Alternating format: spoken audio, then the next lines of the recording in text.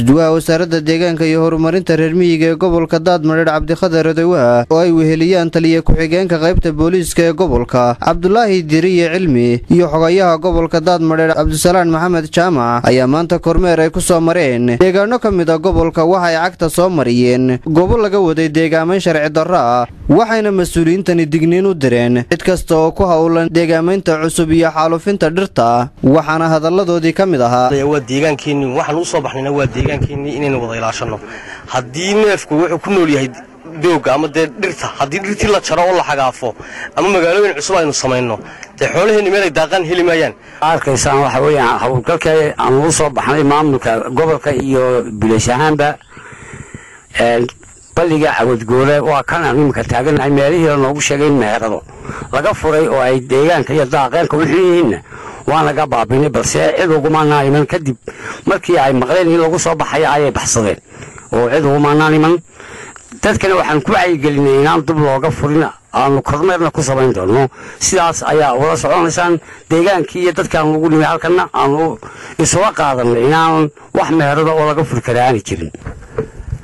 halkan waxa weeye halkan aan joogno waxa weeye balliga Cawadgoole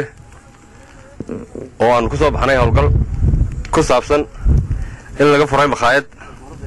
oo magaranaysa la magaaleenayo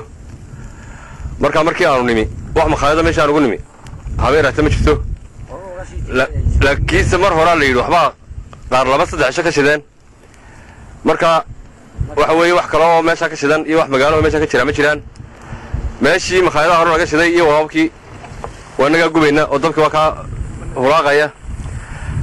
dadkina waxaan ku wacyigelin sheegnay cidii dambe hawshaas aan ugu nimaadnay oo talaba sharci ka doono qaar ka mid ah bulshada ku dhaqan deegaanada qurax kudle iyo Cawadgowre ayaa iyaguna tibaaxay inay diyaar u yihiin sidii ay deegaanka u ilaashan lahaayeen isla markaana wasaaradda deegaanka ugala shaqayn lahaayeen ka hortagida xaalufinta deegaanka iyo joojinta magaalooyinka cusub hawlgalkeeda waxaan u sameynay guddi ka shaqaysa daaqeenka dhirta iyo daaqa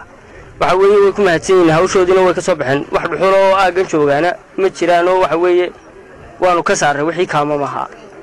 waxaan idin sheegaynaa anagu wixii ataalkay waxa waanu qabanay waxaanu doonaynaa in hawsha waxa weeye wax nagala qabataan oo nagala hawl gashaan way arkeen meesha cidlada oo laga guuray sidaas aanu isku macasalaamaynay waababkii la yaryar meesha laga taagtaagay waabkii yaraana waa gubeen saasay ku dhamaatay